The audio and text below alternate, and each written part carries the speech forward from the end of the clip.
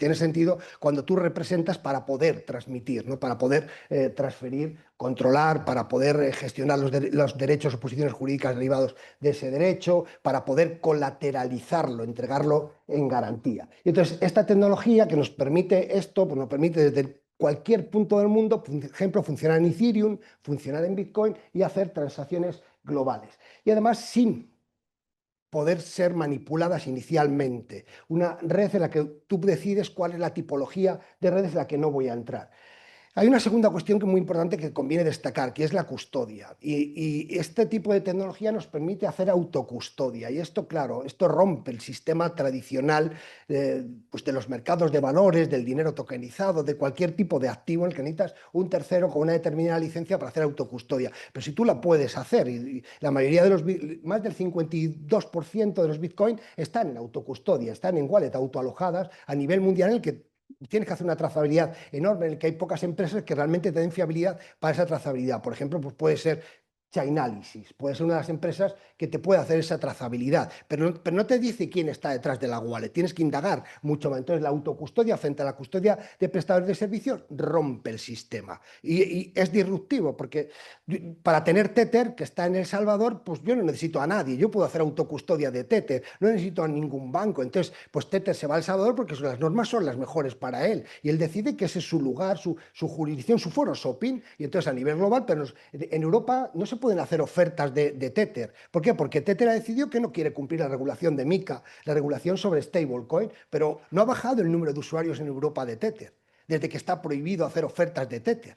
Porque si el usuario le viene bien Tether para hacer transacciones internacionales, para hacer liquidaciones de operaciones, va a seguir utilizando Tether. Y esto hay que considerarlo. El legislador, las prohibiciones, tiene que empezar a reducir o ver su operatividad. Es decir, tiene que ver si realmente son eficientes las prohibiciones. En Bolivia estaba prohibido los criptoactivos. ¿Y qué ocurrió? Pues que se movió todo el sistema de criptoactivos el sistema oficial de prestadores de servicios, se movió a transacciones peer-to-peer. Y cuando se ha levantado la prohibición por parte del Banco Central de Bolivia, pues ha aparecido un mercado. Pero no ha aparecido ese día, es que venía fraguándose durante años. En China, que hay un control relativamente intenso social, pues es uno de los países con mayor número de usuarios de criptoactivos.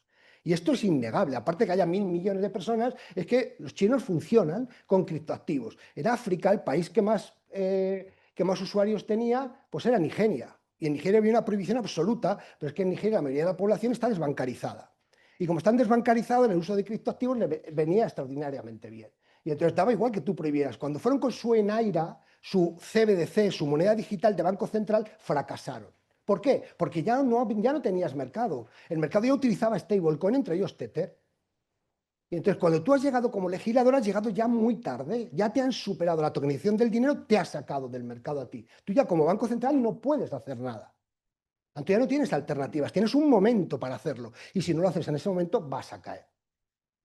La tecnología de los smart contracts es fundamental para todo esto. Comprender que un smart contract te permite la autoejecución de cualquier tipo de prestaciones. Los smart contracts pueden ser inmutables o mutables. Tú decides cómo los haces, los puedes condicionar, los puedes llevar a un supervisor y que el supervisor tenga un botón del pánico para pararlo. Judicialmente podemos llevarlo a un registro. En el caso de España, los registros de la propiedad, a los notarios, y que tengan un botón para apagarlo. Y esto, pero hay que decidirlo desde el principio, lo tienes que regular.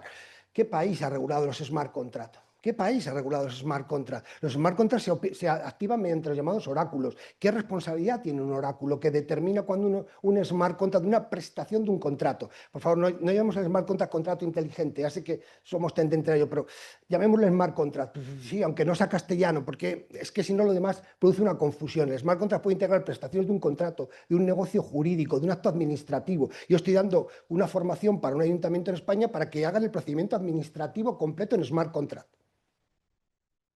Claro, suprimes funcionarios. Claro. Ya estamos, las barreras, ¿no? La barrera, dice, la barrera regulatoria. Bueno, la barrera del status quo, que digo yo. Hay mucha gente cuyo trabajo depende de que esto nos vaya adelante. Porque vas a perder tu trabajo, vas a tener que adaptarte. Pero siempre tengo un cliente que me dice, Alfredo, cuando te veo tus conferencias, siempre te dicen esto, ¿cuánto va a afectar? Y siempre me recuerdo, oye, acuérdate de Henry Ford, el fundador de Ford, y cuando le preguntaron qué le pedían los clientes en su momento, cuando él sacó los coches, y dice, él siempre decía, si yo hubiese preguntado a mis clientes, me hubiesen dicho caballos que corran más. Y yo lo que saqué fueron coches, y cambié. Y esto es lo que ocurre aquí. Y cuando tú cambias esto, porque Podemos decir que en Argentina no cambiamos, podemos decir que en la Unión Europea no cambiamos, da igual, va a cambiar. Y va a cambiar porque esto es un movimiento global, transfronterizo. Y el caso de Tether en Europa es muy ilustrativo. La gente sigue utilizando Tether porque me es eficiente, porque es global, porque yo hablo con un empresario chino y me permite pagar la operación en stablecoin. Y esta stablecoin ahora mismo muy reconocida es Tether, porque es la de más amplio alcance mundial. Puede que deje de serlo en algún momento, no lo sé, porque vienen grandes players, porque Google quiere sacar la suya, porque cadenas de comerciantes quieren sacar la suya, porque Facebook está detrás de volver a sacar su proyecto otra vez. Entonces, pues puede que superen a Tether, pero Tether ahora mismo tiene una posición extraordinariamente espectacular y con un crecimiento enorme. ¿Es responsabilidad del legislador salvadoreño? No, Tether ya había empezado, pero se ha ido a una legislación en la que parece que se siente más cómodo que los propios Estados Unidos. Ahora viene la Geniusat. ¿Qué hará Tether? Pues Tether seguramente se adaptará, porque si no, Donald Trump pues tiene mecanismo, pero no necesariamente tiene que irse del Salvador. Seguramente sacar una licencia en Estados Unidos para poder abarcar todo el mercado mundial. Bueno, los smart contracts tenemos que tener, como juristas, tenemos que pensar que son prestaciones que se autoejecutan. La prestación que se autoejecuta no quiere decir que sea legal.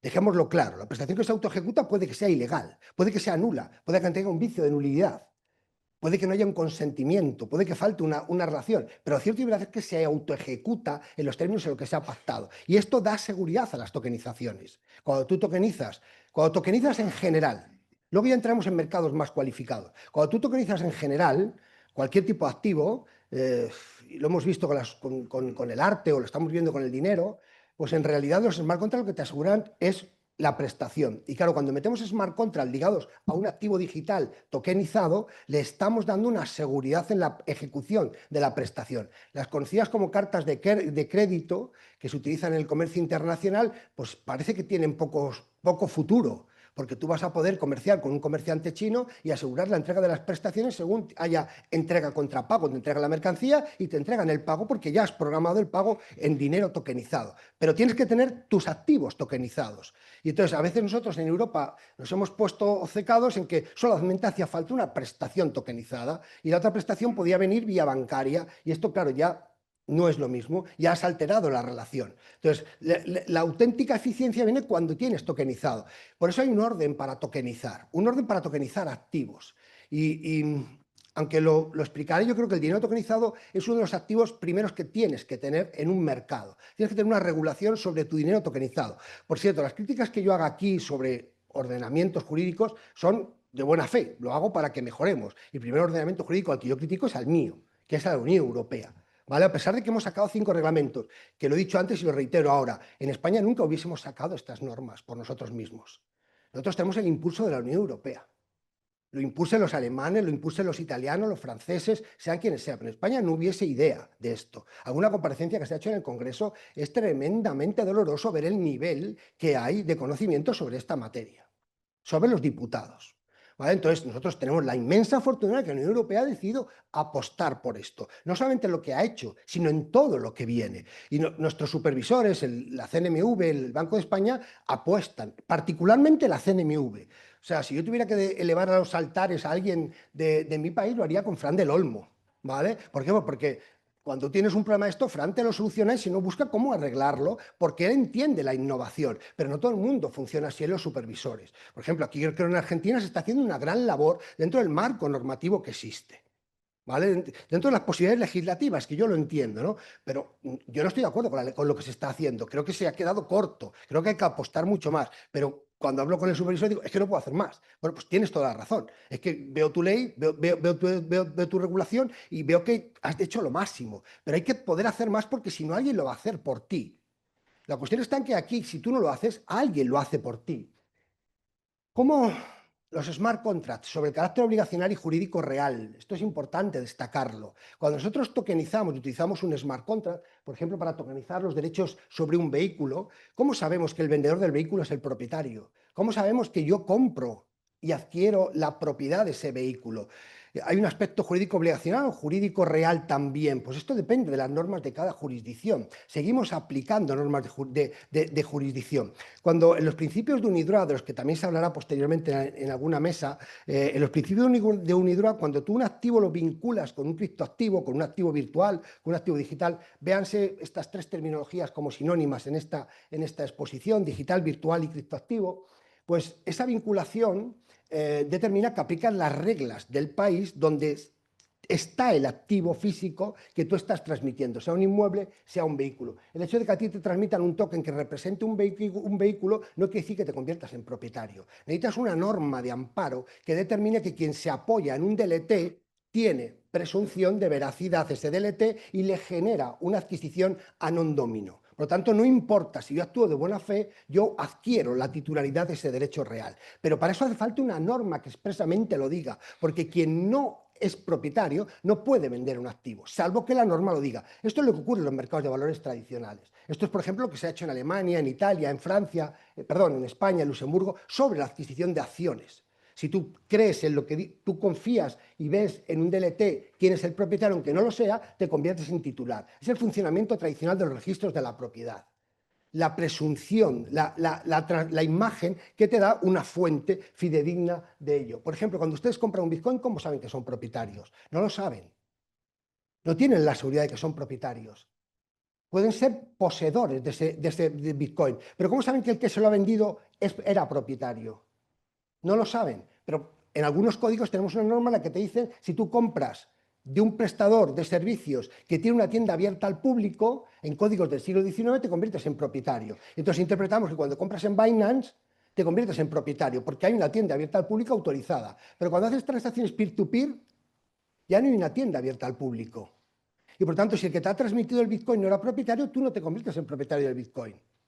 Y recordemos que, salvo para El Salvador, Bitcoin no es dinero en ningún otro ordenamiento jurídico. Por tanto, tienes que aplicarle el derecho de cosas.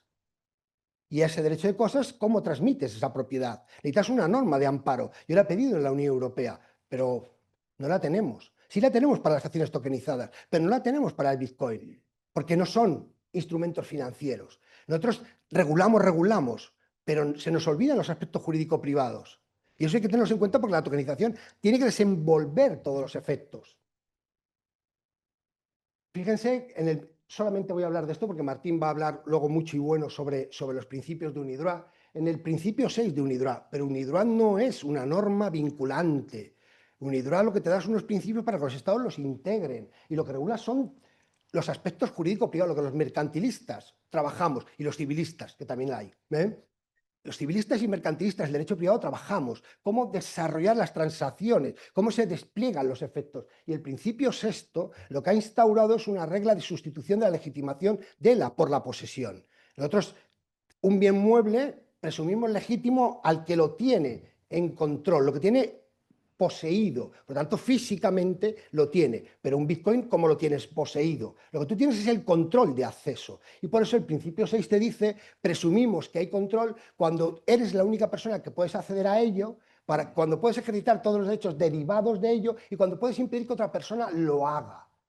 Y estas reglas que nos asentó Bitcoin pues son las que se instauran y se generalizan para la tokenización. Y por lo tanto, aquí ya podemos derivar una propiedad. Presumimos titular aquel que ostenta el control sobre el activo digital. Y por lo tanto, si yo veo a quien lo ostenta, se me puede derivar una adquisición a non domino si me fío de aquel que ostenta el control sobre el activo. De la legitimación por la posesión, hemos dado el salto a la legitimación por el control. Pero necesitamos una norma de cobertura como la que nos dan los principios de UNIDROIT. Porque si no, ¿de dónde derivamos esto? Pues de reglas del siglo XIX, de los códigos del XIX, de principios del XX, sobre la adquisición en establecimientos abiertos al público. Y llegamos a la tokenización. Y la tokenización, pues inicialmente, llegamos a la tokenización que se me acaba la conferencia. Llegamos a la tokenización donde podemos tokenizar cualquier tipo de derecho, ¿vale? Inicialmente. De hecho, la tokenización consiste en tokenizar valores o derechos. Bitcoin es un valor. Bitcoin no te da ningún derecho. Bitcoin no es un activo financiero.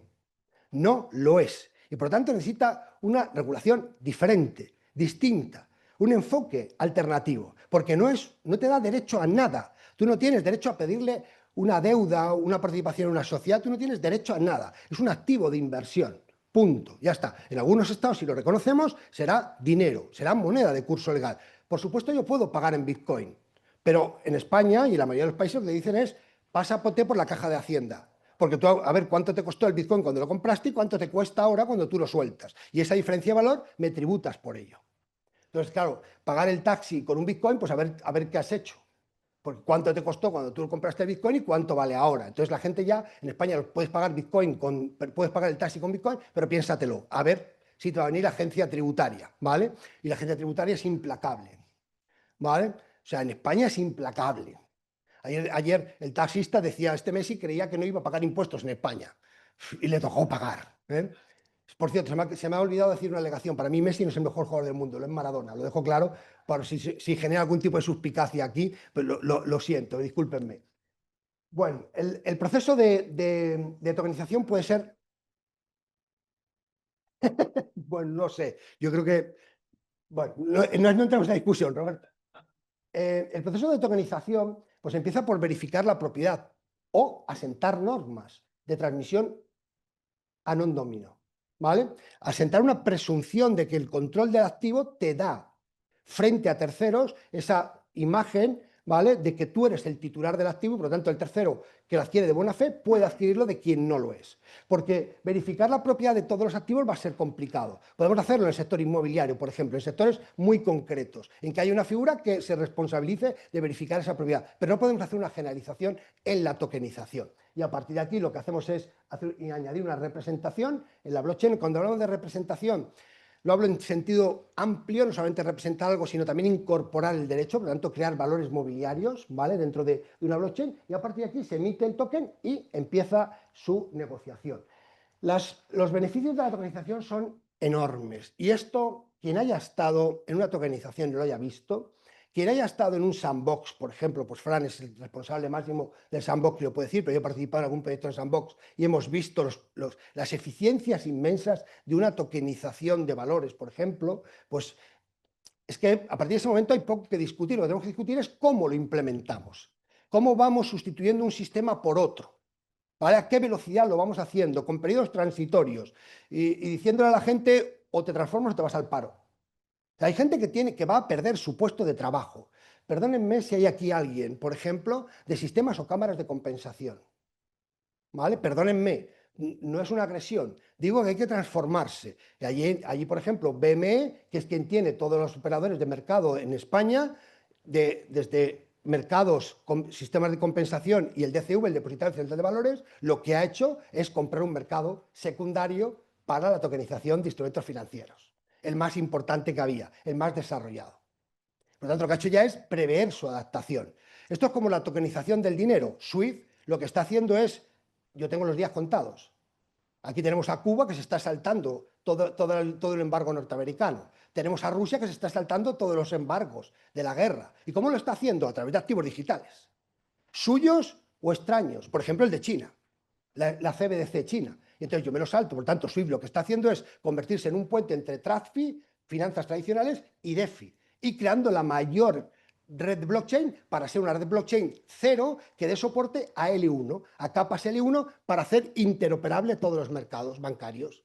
Pero ya está transformando su negocio, porque no ve que le quede mucho en todo esto. Es verdad, pues una persona de 80 años seguirá haciendo transferencias bancarias, pero seguramente si tú tienes un dinero tokenizado, estandarizado, globalizado, programable, pues antes o después vas a terminar de dejar de utilizar el dinero bancario tradicional. ¿Por qué? Porque es mucho más costoso, mucho más lento, mucho más ineficiente, depende de las órdenes que den las personas y claro, esto cuando lo hablo en Europa, pues dice, bueno, tardaremos, pero cuando lo hablo aquí en países de LATAM que han sufrido corralitos, la gente me dice, nosotros ya estamos en esto, yo ya tengo dinero que está tokenizado, por si acaso. Porque yo ya me salgo del sistema tradicional. Y yo quiero un dinero tokenizado en el que pueda tener guardadas mis espaldas, en el que ya salto. Y esto, claro, hay que tenerlo en cuenta porque el supervisor de argentino, el español, ya no tiene tanto control como tenía. Entonces, a los bancos no saben dónde situarse. Seguimos haciendo, porque claro, en España hay gente que la mayor innovación de su vida ha sido el cajero automático, pero claro, es que esto ya se quedó hace 40 años, que hemos cambiado mucho. Y claro, para las stablecoins pues a lo mejor no me hace falta, ¿por qué? Porque tienes un banco central que te da seguridad, pero cuando viajas a otros países la cosa ya no es tan sencilla. Y hay usabilidad plena. Estas Binance ya te permite tokenizar lo que tú quieras con tarifas planas.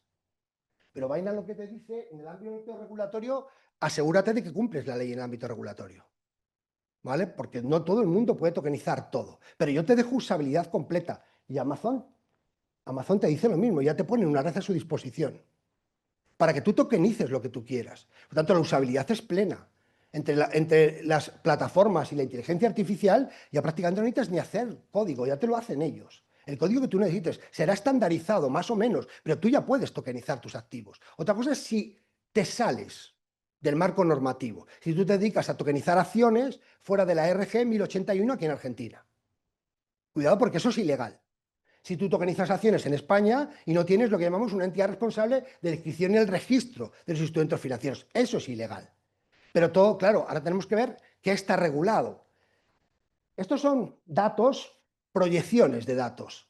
Y en estas proyecciones de datos, Estados Unidos es el gran campeón de todo esto. ¿Hasta dónde vamos a ir? En un caso hasta el año 2034, en otro caso hasta el año 2030. Y estas proyecciones, Estados Unidos es el gran campeón. Segundo es la Unión Europea. Y ya empieza a entrar el Oriente Medio y Asia-Pacífico. Pero Latinoamérica se queda muy chiquito.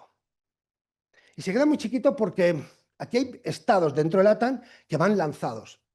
El Salvador. Estados que van intentando, Brasil, Argentina, Chile. Pero hay estados que van muy lentos, extraordinariamente lentos. Y esto necesitas un gran mercado para que esto funcione. Piensen ustedes que en Europa, con todos nuestros problemas, somos 400 y pico millones de usuarios. Y esto te da una ventaja competitiva.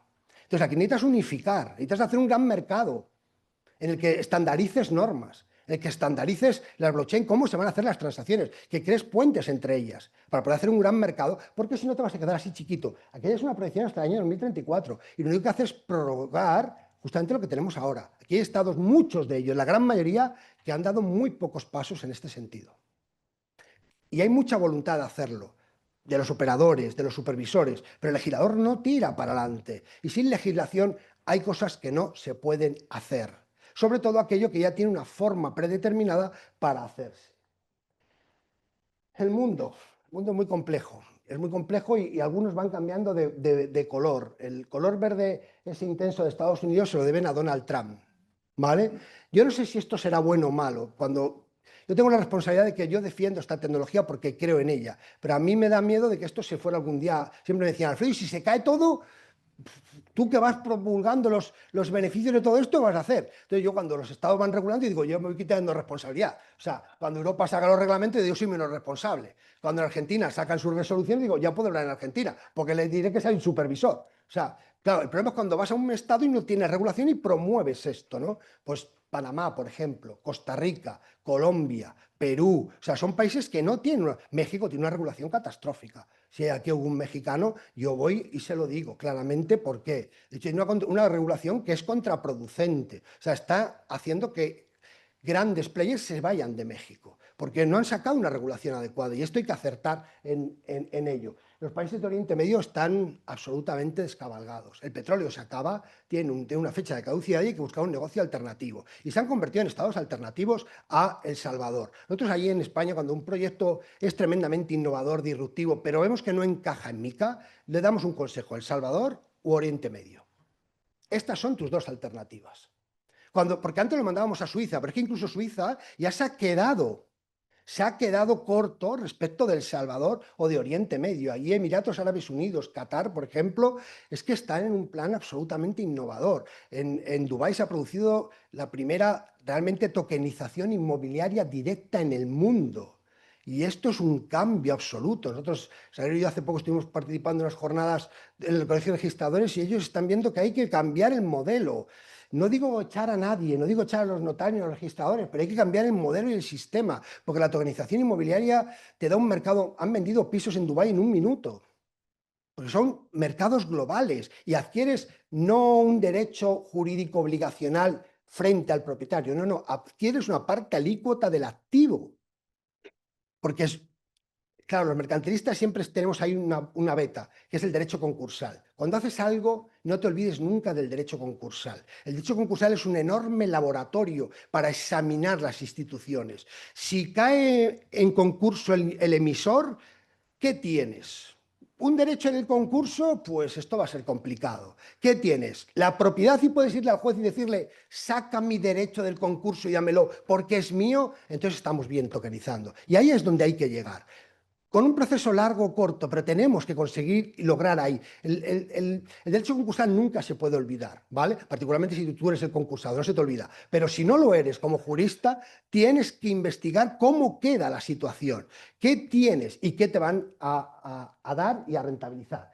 Bueno, aquí tienen teóricamente las 6 jurisdicciones para tokenización de activos más innovadoras. Estados Unidos no es verdad, y lo dejo claro. Parece que Estados Unidos está cambiando muy deprisa, pero Estados Unidos tiene sin tokenizar sus mercados de valores. ¿Vale? Ya llegaremos a alguna fórmula. Europa es la primera que ha decidido tokenizar mercados de valores y la que estamos viendo proyectos, aunque Suiza se había anticipado con la regulación. Pero es verdad que en Europa lo está haciendo. Ahora vamos muy lento. ¿Por qué? Porque aquí hay un exceso, bueno, es que la palabra exceso no, hay demasiadas normas para proteger y entonces a veces el supervisor le da. Y luego, no voy a mentir, hay un lobby o hay unos intereses de status quo clarísimos. Y todo lo que se pueda ralentizar el proceso es de supervivencia de las infraestructuras tradicionales. Si tú vas a pasar de las anotaciones en cuenta a una representación tokenizada, hay un salto de inversión y hay un salto de pérdida de valor de tus inversiones tokenizadas. Perdón, no tokenizadas, de tus anotaciones en cuenta. Por lo tanto, pues se va lento porque hay que ir lento porque la gente quiere recuperar esas inversiones, porque el legislador necesita adaptarse y aprender. El sandbox, siempre, aunque me cuenten lo que quieran, es el gran instrumento para que el supervisor aprenda, para que él vea cómo funciona esto, lo entienda y pueda buscar en los siguientes proyectos dónde están los agujeros. Seguramente me dejará Fran de hablar hoy, pero en realidad el sandbox les ha servido a ellos para aprender, con un enorme coste a las empresas que han decidido entrar ahí. Por eso yo digo, vamos a hacer un sandbox. Sí, pues aprendan de los que ya lo han hecho, de los que han desparramado el dinero. Vean a ver qué pueden sacar y mejórenlo. Y luego el sandbox solo tiene sentido, lo dejo claro, si de ahí puedes sacar una modificación normativa. Muchos proyectos que han ido en Europa al sandbox han demostrado su eficiencia, pero no han conseguido una reforma normativa y se han caído. A pesar de que eran eficientes, pero no ha habido una reforma posterior. Y por lo tanto han tenido que caerse. Porque hay una inversión permanente. Bueno, y para ir terminando, bueno, esto es de la Casa Blanca, de junio. Y esta es la evolución que la Casa Blanca publica en un informe a raíz de aquella orden ejecutiva de Donald Trump, en la que a partir del 25 ya se dice, 25 y más allá, y ya la tokenización está en primera línea. Vamos a tokenizar todo. De hecho, Estados Unidos, antes de ayer o el lunes, no recuerdo, ya está publicando datos en blockchain para los smart contracts a través de Chainlink, que es un oráculo. Entonces yo te doy el Producto Interior Bruto, te doy ventas minoristas, te doy el IPC, y como todos estos son rasgos, elementos para actualizar o para activar un smart contract, tú ya los traes on-chain. Porque ya están previendo una tokenización generalizada del mercado. Y la tendencia de la SEC, pueden ver cualquier tipo de documento sobre él, desde que está Donald Trump, es autorizar la tokenización sin regulación. Sencillamente dar cartas de posibilitar que las empresas se tokenicen, aunque no hay una regulación todavía. A empresas licenciadas, por ejemplo Kraken, por ejemplo Coinbase, que son exchange, custodios tradicionales del sector. Pues ellos ya prevén justamente tokenizar instrumentos financieros. Y si Estados Unidos tokeniza instrumentos financieros, va a haber una desbandada exagerada. Bueno, me salto todo esto. El dinero tokenizado es algo tremendamente importante.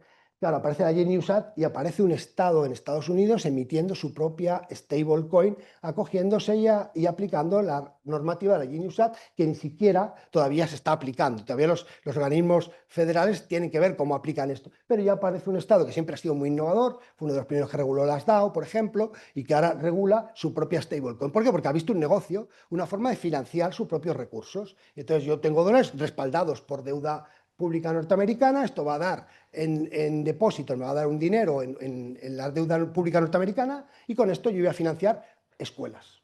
Este es su plan de Wyoming. Y además voy a hacer pues, que se cree un dinero seguro, respaldado, para que la gente pueda tener una afición por venir a Wyoming a vernos, que queremos turismo, queremos innovación, que sepa que la gente que puede utilizarlo, porque el dinero tokenizado es pieza fundamental para todo este sistema. Este es el mapeo de las CBDC actual a junio del año 2025. Todo el mundo estudia las CBDC, pero hay un pánico a emitir CBDC. Nosotros en Europa estamos con el euro digital y no sabemos qué hacer ahora mismo. Esta es la verdad. ¿Vale? En octubre hay que tomar una decisión, pero lo de Donald Trump ha cambiado todo el parámetro. Ahora ya no se sabe qué hacer. De hecho, el otro día alguien filtró una noticia en el Financial Times de que se iba a emitir en Ethereum y en Solana, que son cadenas públicas. El euro digital en una cadena como Ethereum. O sea, realmente es que te quedas a cuadros. Porque es que hace 5 o 6 años mucha gente del Banco Central estaba diciendo todo esto de blockchain es una estafa. ¿Vale? Y ahora resulta que van a emitir, o dicen que van a emitir, porque no se sabe, tienes que competir con las stablecoin en dólares. ¿Y cómo compites? Con solamente política monetaria necesitas eficiencias, necesitas eficientar todo el proceso, y las stablecoins son tremendamente eficientes. El que no use, o sea, no quiero dar consejos de inversión, pero cómprense una de Tether o una de USDC y jueguen con ella, programen, y verán ustedes lo fácil que es hacer cosas que antes parecían imposibles, que tenías que acudir a un intermediario. Como vale $1, si alguien lo pierde, pues asumo la responsabilidad. Pero no se compren más de una. Pero con una pueden hacer muchas cosas. Y así prueban, utilizan la wallet. Porque las CBDC, las stablecoin, tienen un gran elemento. Y es que son la llave de entrada a Web3. Y una vez que uno entra en Web3 ya no se quiere ir de ahí. Porque ya ve cosas que no había visto antes. Ya ve eficiencias, cómo asegurar prestaciones, cómo hacer cosas globales. Yo vengo aquí y le tengo que decir a Néstor, oye, Néstor, consígueme unos pesos. ¿Pero por qué? Si somos un mundo global, ¿por qué tenemos que estar? ¿Por qué no podemos hacer cosas directamente, ¿no? Que no sean más eficientes, sin tener que estar pagando comisiones a todo el mundo? En España hay gente que se niega, por ejemplo, en un restaurante a aceptar pagos en tarjetas de crédito o en Bizum. ¿Por qué? Porque le crujen a comisiones. Y mientras que aquí las transacciones son en segundos, con fees prácticamente nulos. Si tienen ustedes algún familiar que trabaja en Europa, por ejemplo, y les hace remesas, pregúntenle cuánto paga y cuánto tarda la remesa. Si ves que tardan 2 semanas y te han quitado un 15, un 17%. Una de las razones que dio El Salvador para introducir Bitcoin, se puede justificar o no, pero la razón existía, era justamente el enorme volumen de fees que perdían en las remesas que le enviaban los inmigrantes desde Estados Unidos a El Salvador. Es que esto es innegable. O sea, todas estas empresas de remesas o se actualizan o mueren.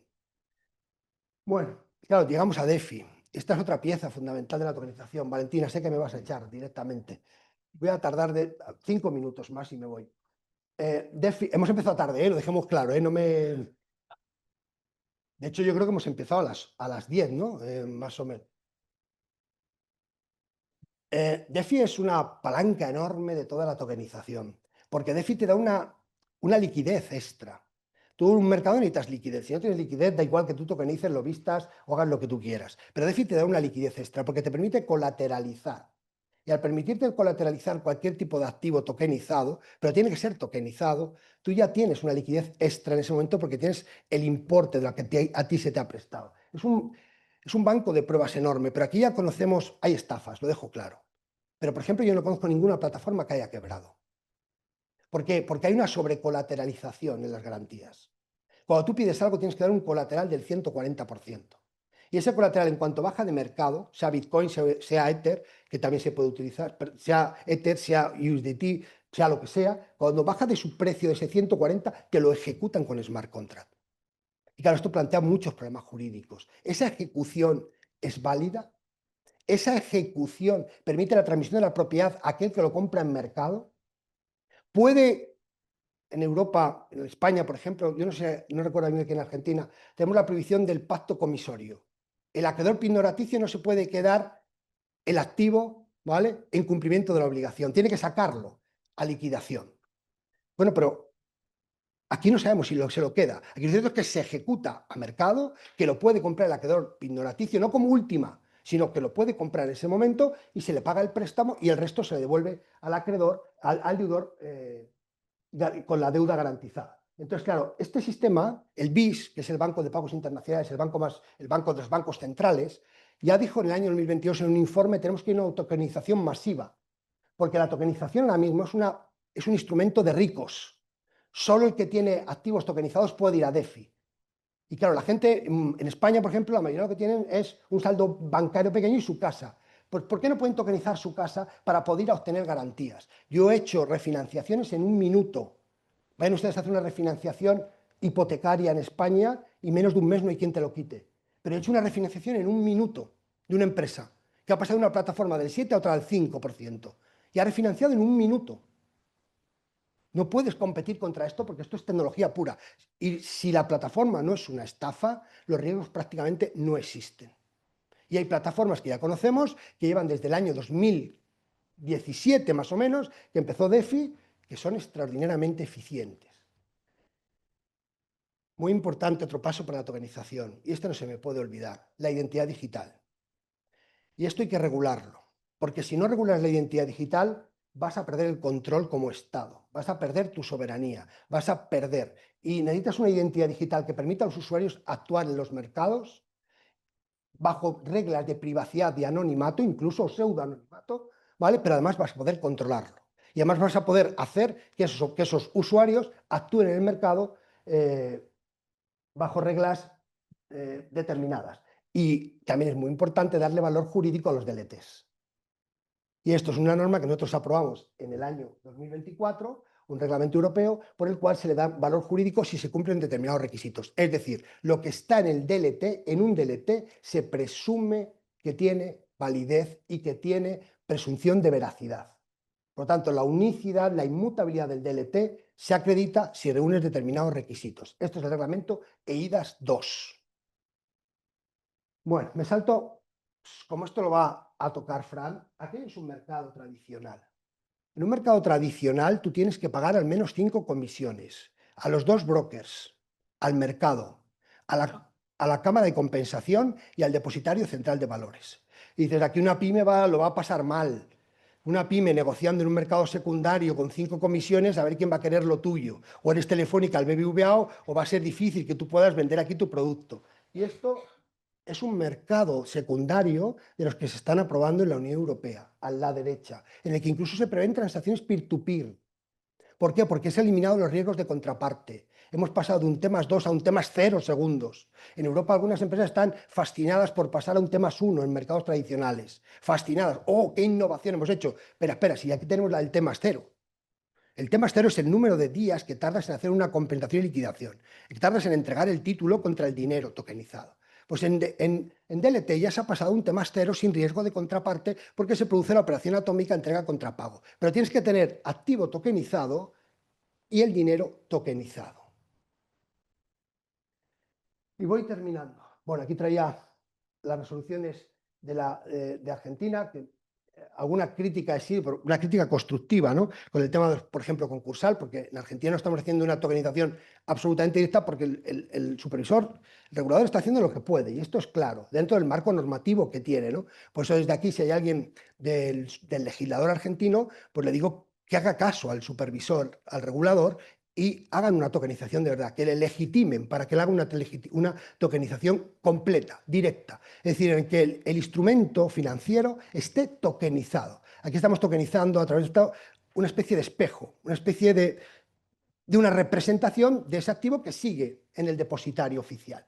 Y esto tiene sus problemas, particularmente si llega el concurso del depositante, de quienes aparece en el titular registral. Cuidado con los temas concursales.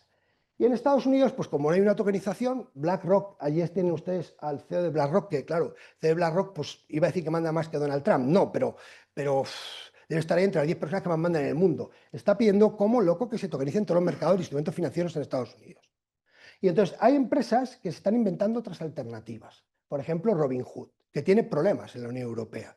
Porque Robinhood lo que hace es comprar unas acciones, las custodia, las tokeniza y te vende el token.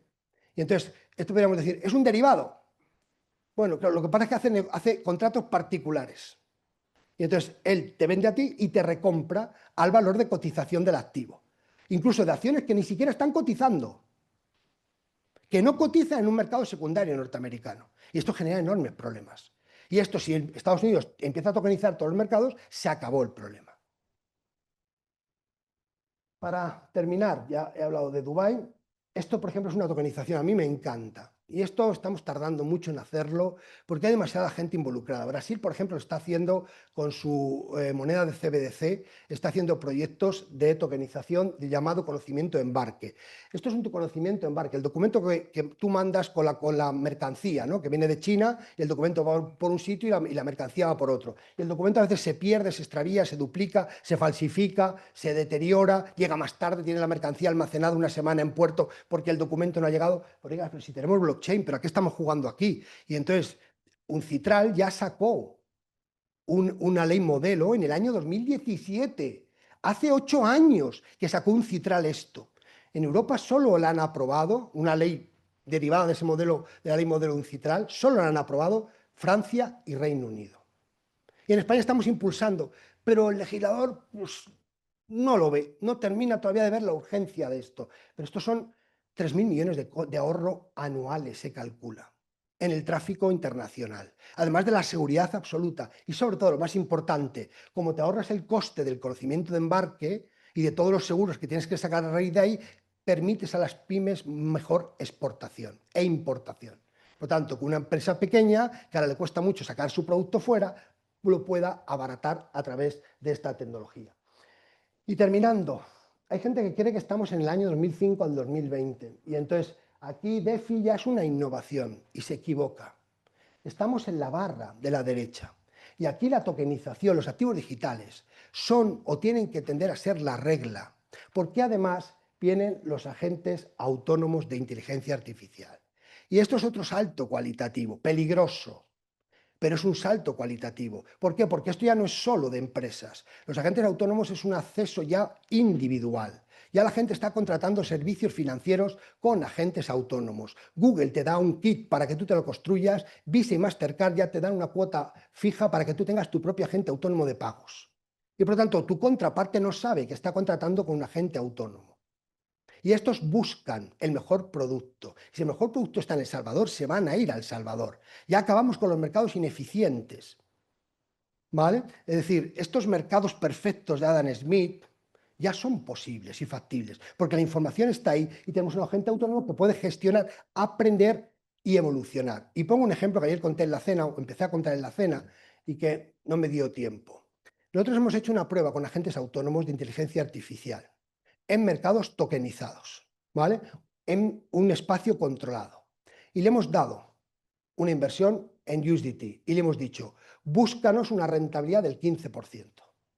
Y entonces no ha logrado la inversión del 15%. ¿Y qué ha hecho? Ha empezado a manipular mercado.